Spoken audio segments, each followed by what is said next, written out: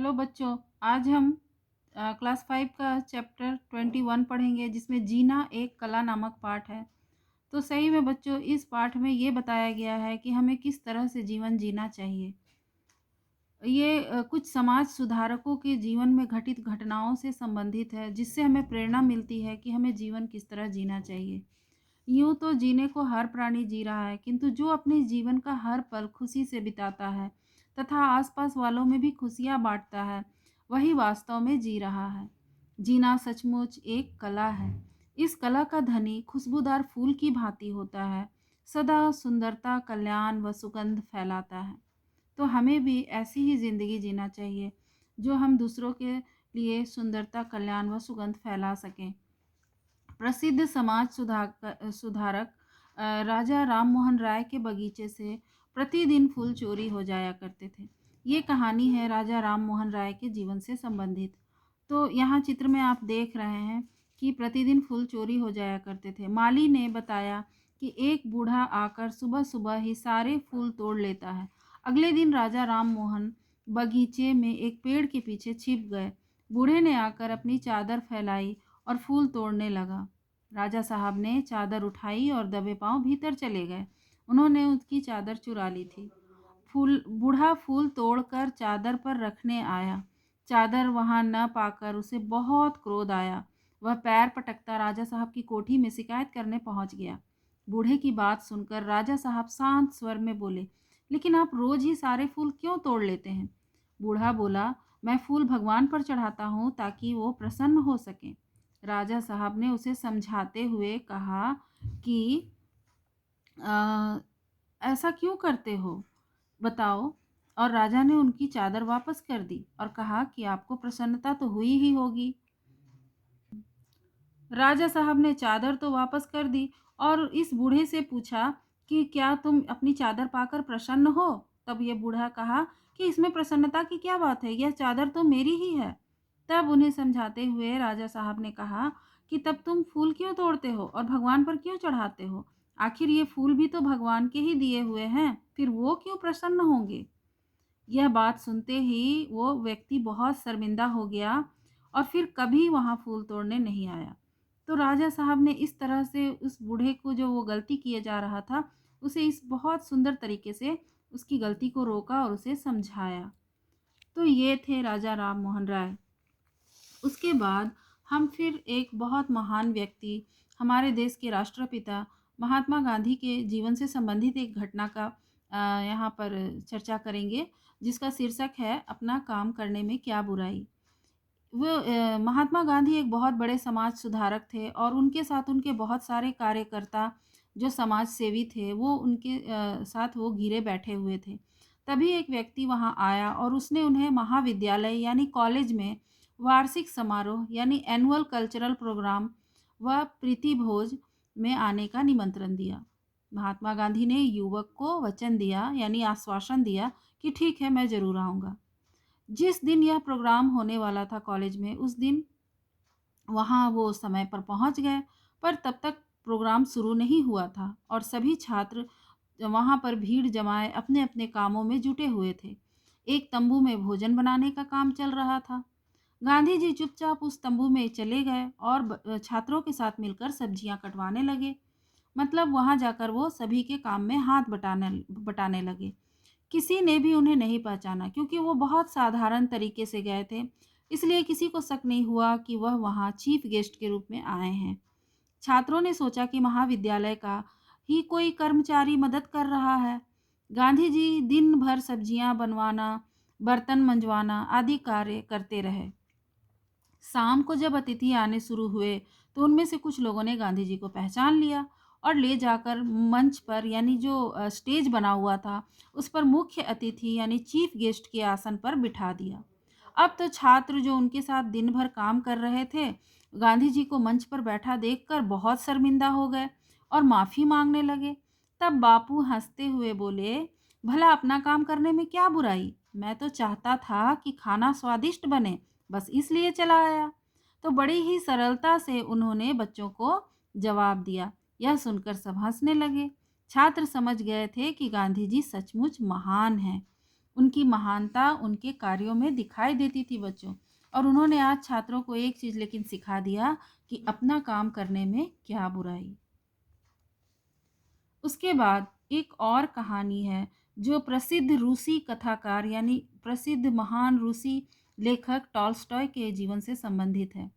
ये लेखक जो बहुत महान थे और बहुत फेमस भी थे रूस में, वो एक बार रेलवे स्टेशन पर खड़े रेल की प्रतीक्षा कर रहे थे।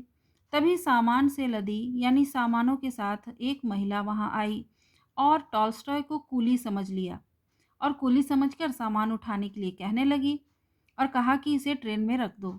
टॉल्स्टॉय ने अपना कोई परिचय न देते हुए चुपचाप उनका सारा सामान उठाकर ट्रेन में रख दिया।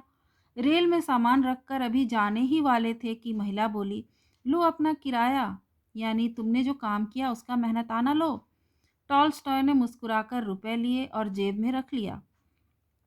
तभी सामने से उनके प्रशंसकों की टोली आई, यानी उनके सामने जो उनके जो प्रशंसक थे, जो लोग उनको चाहते थे, उनके चाहने वाले लोगों की वहाँ भीड़ जुट गई। उन्होंने टॉल्स्टॉय को फूल मालाएं पहनाने लगे वो लोग। यह देखकर महिला चौंक गई, हैरान हो गई और पूछने लगी कि आखिर ये कौन है, कूली तो नहीं।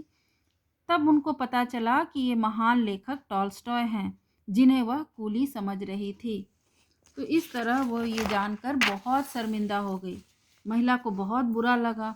वह आगे बढ़कर टॉल्स्टॉय से बोली, आप मुझे क्षमा कर दीजिए, मुझसे भूल हो गई, आप मेरे रुपए लौटा दीजिए।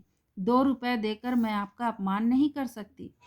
महिला को सिर झुकाए क्षमा मांगते देखकर टॉल्स्टॉय ने हंस कर कहा कि नहीं, वो रुपए मैं नहीं दे सकता क्योंकि वो मेरी मेहनत की कमाई है। मैं उन्हें कभी नहीं लौटाऊंगा। टॉल्स्टॉय की बात सुनकर सभी के चेहरों पर हंसी की लहर दौड़ गई। तो इस तरह उन्होंने ये बात समझा दी सबको कि मेहनत की कमाई बहुत महत्व रखती है। उसके बाद एक और महान व्यक्ति थे महर्षि दयानंद। उनके जीवन से संबंधित एक घटना की चर्चा हम यहाँ करेंगे, जिसका शीर्षक है बुराई को अच्छाई से जीता। ये उनके इस कहानी का जो उद्देश्य है वो दिखा रहा है। तो ये घटना है, महर्षि दयानंद गंगा के किनारे एक कुटिया में ठहरे थे। दिन भर भक्तों का तांता लगा रहता था। महर्षि इतने प्रसिद्ध और इतने महान व्यक्ति थे कि वो जहाँ भी जाते थे लोगों की भीड़ उमड़ पड़ती थी और इस वजह से वहाँ भी लोगों का तांता लगा हुआ था। यह देखकर पास की कुटिया में रहने वाला एक साधु उनसे बहुत जलने लगा कि यहाँ कोई भीड़ नहीं, पर वहाँ इस साधु में ऐसी क्या बात है कि वहाँ लोगों का भीड़ जमा हुआ है। और वो जलन से, गुस्से से प्रतिदिन अपशब्द कहने लगा, यानी उनको भला बुरा गालियां बकने लगा। 2-4 दिन यूं ही बीत गए, वह रोज भला बुरा कहता। फिर महर्षि दयानंद सुबह सुबह उठकर जाते तथा साधु को प्रणाम कर फलों का टोकरा दे आते।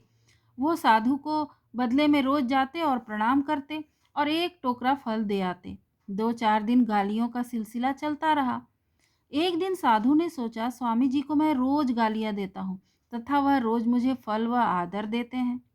इसका रहस्य वो नहीं समझ पा रहा था। उसके अंदर ये सवाल उठ रहा था कि ऐसा वो क्यों कर रहे हैं, कहीं वो पागल तो नहीं।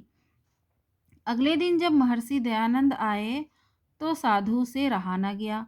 वह बोला, महर्षि आप मुझे रोज फल क्यों देते हैं? मैं तो दिन भर आपकी निंदा करता हूँ, भला बुरा कहता हूँ, गालियाँ बकता हूँ, फिर आप मेरे साथ ऐसा व्यवहार क्यों कर रहे हैं? स्वामी जी मुस्कुरा कर बोले, मेरे पास जो है मैं वह दे रहा हूँ। बस साधु यह सब समझ गया और उसने महर्षि दयानंद के पैर पकड़कर क्षमा मांगी और उनका शिष्य बन गया। तो स्वामी दयानंद जी ने कितनी बड़ी बात कही। उन्होंने कहा कि मेरे पास जो है मैं दे रहा हूँ। इस तरह उन्होंने साधु को उसकी गलती का एहसास दिलाया। उनका कहने का तात्पर्य था कि मेरे पास तुम्हें देने के लिए आदर है, फल है, प्यार है, स्नेह है, वो मैं तुम्हें दे रहा हूँ। मेरे अंदर तुम्हारे लिए कोई ग्लानि, कोई दोष, कोई भेदभाव नहीं है, कोई बुराई नहीं है। पर तुम्हारे अंदर जो है वो तुम मुझे दे रहे हो, यानी तुम्हारे अंदर जो बुरी आदतें हैं, अपशब्द कहने का जो तुम्हारा कला है, और तुम्हारे अंदर मेरे प्रति जो जलनशील की भावना है, वो तुम मुझे देते हो। तो इस वजह से साधु को अपनी गलती का एहसास हो गया। इसलिए उसने महर्षि दयानंद के पैर पकड़े और उनसे क्षमा माँगी। और वो समझ गए कि ये कितने महान महर्षि हैं, कितने महान व्यक्ति हैं, इसलिए इनके यहाँ लोगों का तांता लगा रहता है, क्योंकि ये सभी लोगों को प्यार, स्नेह और ज्ञान बाँटते हैं। और इस वजह से वह व्यक्ति महर्षि दयानंद का शिष्य बन गया। तो इस जो हमने आज इतने सारे समाज सुधारकों और महान व्यक्तियों की जीवनी से कुछ शिक्षा लिए, इससे हमें यही पता चलता है कि हमें अपने स्वभाव के विपरीत कार्य नहीं करना चाहिए तथा अपने सभी कार्य स्वयं करने का प्रयास करना चाहिए बच्चों। खास करके आप लोगों को इन कहानियों से, इन जो जीवन की इनकी घटनाएँ हैं, इनसे यही शिक्षा लेनी चाहिए कि हमें अपना काम स्वयं करना चाहिए और अपने स्वभाव के विपरीत हमें कभी कार्य नहीं करना चाहिए। हम इंसान हैं, हमें सभी लोगों के साथ अच्छा व्यवहार रखना चाहिए, स्नेह करना चाहिए। ऐसा अपशब्द ना बोलें, ऐसी बुरी भाषा ना बोलें कि दूसरों का दिल दुखे। तो ऐसी मीठी वाणी बोलना चाहिए जिससे सभी का स्नेह हमें प्राप्त हो। तो इसी के साथ ये हमारा पाठ यहीं समाप्त हुआ। और साथ में ये जो शब्दार्थ हैं ये ज़रूर आप करें और अभ्यास प्रश्न भी आप बनाएं अपनी कॉपी पर। तो ये सारा बनाने से क्या होगा कि आपका जो पाठ से संबंधित जितने भी सवाल हैं वो सब हल हो जाएंगे और परीक्षा में आपको इससे सहायता मिलेगी। इसके साथ ही ये पाठ यहीं समाप्त हुआ। धन्यवाद।